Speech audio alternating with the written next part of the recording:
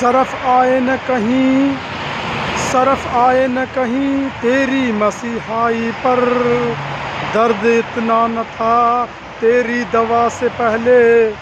یہ تو درد اور بھی بڑھ گیا کہ جو ہم نے کلمہ پڑھ لیا، اشہد لا الہ الا اللہ و اشہد ان محمد عبدہ و رسولہ، اللہ کے سوا کوئی معبود نہیں، مشکل کشا نہیں، حاجت روا نہیں، کوئی کسی کا بگڑی بنانے والا نہیں۔ جب ہم کلمہ پڑھ لیا اور حضور صلی اللہ علیہ وسلم کا تمام طریقہ، سنت، فرمان، وہی انسانیت کے لیے کامیابی ہے۔ کلمہ پڑھنے کے بعد ہم مر گئے، جنت میں داخل ہو گئے۔ کس چیز سے مر گئے؟ کہ دنیا کے جو غیر مذہب کے لوگ جیسے کہتے ہیں کہ اسباب سے ہوتا ہے، سامان سے ہوتا ہے، تو یہ اللہ کی مرضی۔ کلمہ پڑھنے کے بعد ہم مر گئے تو اللہ کی مرضی، اب اسے اسباب سے، سامان سے استعمال کرے۔ باقی کیا ہے؟ اللہ کا حکم ہے کہ تم روزی روٹی کماؤ، اور کمانا یہ عبادت ہے۔ تو اصل کیا ہے؟ اب کلمہ پڑھنے کے بعد ہم اسٹرانگ ہوں گے، اللہ کے حفظ و امان میں آ گئے، اور اللہ کا حکم ہے کہ تم ہر چیز کرو۔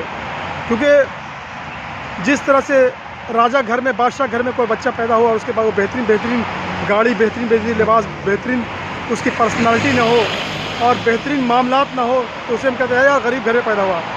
اسی لیے تو اللہ تعالیٰ جو ہے کلمہ جو دیا تو ہم اسباب استعمال کریں اور زیادہ سے زیادہ استعمال کریں۔ اس لیے صحابہ کرام رضی اللہ عنہم تمام چیز کو کر کے دکھلایا کہ دیکھو کس طرح سے کلمہ ہوتا ہے، لا الہ الا اللہ اور محمد رسول اللہ کس طرح سے ہوتا ہے، وہ تمام چیز کر کے انہوں نے دکھلایا۔ اب کیا ہے؟ دین اسلام ریڈی ہو گیا، ایک پیکیج ہے جس طرح 30 سپارہ قرآن کریم کا ہے، وہ 30 سپارہ جو کرتا ہے وہ حافظ کہلاتا ہے، 1-2 سپارہ جو کرتا ہے تو وہ معمولی کہتا ہے۔ باقی سب کے لیے اسلام برابر ہے، وہ حافظ، مفتی، عالم کا ایک اسٹیپ ہے۔ تو اسی طرح کا پیکیج بھی ہے کہ پورا دین جو ریڈی ہے، اب ہم کو اس دین کے مطابق پورا چیز، دین زیادہ ہے، معاملات زیادہ ہے دین میں، مگر ہم لوگ کیا کاٹنے لگے تھوڑے تھوڑے۔ وہ ہم سے پہلے پوچھتے ہیں ولی کون ہوتے ہیں؟ ولی وہ ہوتے ہیں جو تمام جگہ اللہ کے حکم اور اللہ کے فرمان کو بتاتے بھی اور عمل بھی کرتے ہیں۔ اور کئی لوگ جو ڈھیلے پڑ جاتے ہیں، ارے یار مجھے یہ چیز کی ضرورت نہیں تھی، اس کے لیے ہم نے دوسری شادی نہیں کی، تو وہ ولی ہو ہی نہیں سکتے۔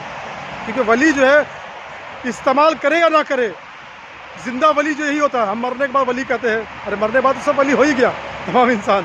تو زندہ ولی کا مطلب یہ پہچان ہے کہ اس کا معاملات زیادہ ہوگا، اور اس کو ضرورت ہو یا نہ ہو وہ حضور صلی اللہ علیہ وسلم کی سنت اور فرمان کو کرتا رہے، ایک ایک سنت فرمان کے لیے جان دے دے گا۔